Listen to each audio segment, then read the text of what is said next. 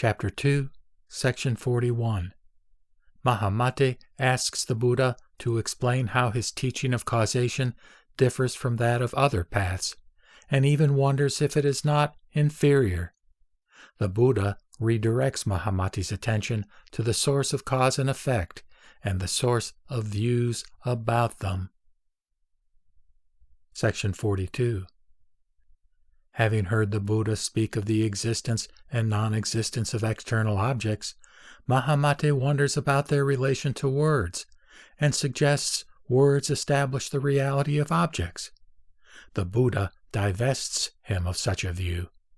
Words are not connected to anything other than the imagination that gives rise to them, and they are not essential for communication in this or in other worlds.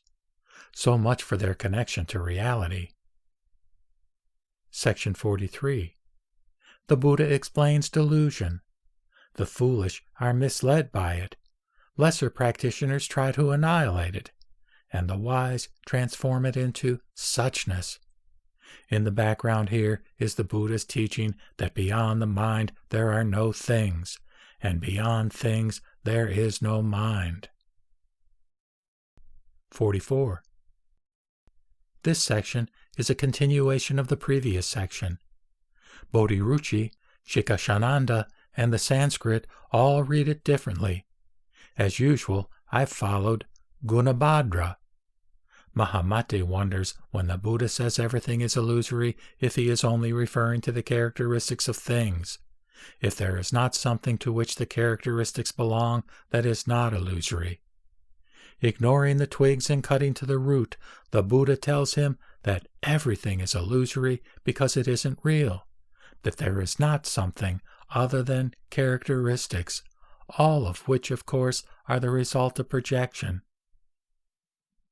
Section 45. The Buddha uses doctrines as skillful means. They are didactic, not absolute. Thus, he teaches non-arising to those who believe in causes, and he teaches existence to those who might mistake non-arising for nihilism and forget about karmic consequences.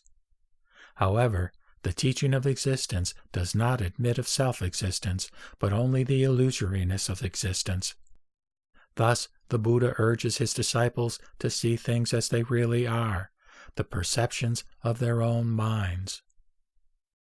46. Over the past few sections, Mahamate has shown that he is still clinging to words. Words, phrases, letters, these are all traps for meaning. Once you catch the meaning, forget the trap. 47. Having dealt with speech, the Buddha now deals with silence. During his years as a teacher, the Buddha declined to answer certain questions as not answerable, such as whether the universe is eternal, or whether the body and soul are one or separate, or whether a Tathagata exists after death. But he also used silence when the question was not worthy of a response. Here, however, his silence does not have so much to do with the question as with the questioner. Section 48. The Buddha returns to Mahamate's earlier claim that for things to be both non-arising and illusory is a contradiction.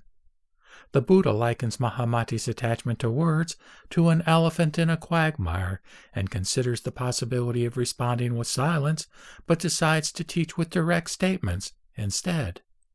Thus, he addresses the major contentions of followers of other paths to which he often remains silent. Not only do projections not arise, nothing arises. Section 49. The Buddha introduces the 4 levels of attainment that characterize the Shravaka path.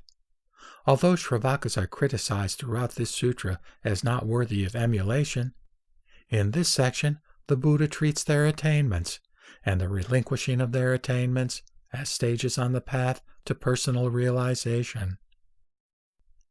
Section 50. 2 kinds of knowing, one that functions in private and leads to liberation, and one that functions in public and leads to attachment. These also refer back, respectively, to object meditation and beginner meditation in Section 37.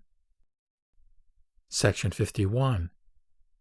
The nature of what we consider the material world is explained differently by different schools, Buddhist or otherwise, but a common concept in all their explanations is that of the four elements, water, heat, wind, and earth, as the basis of the material world.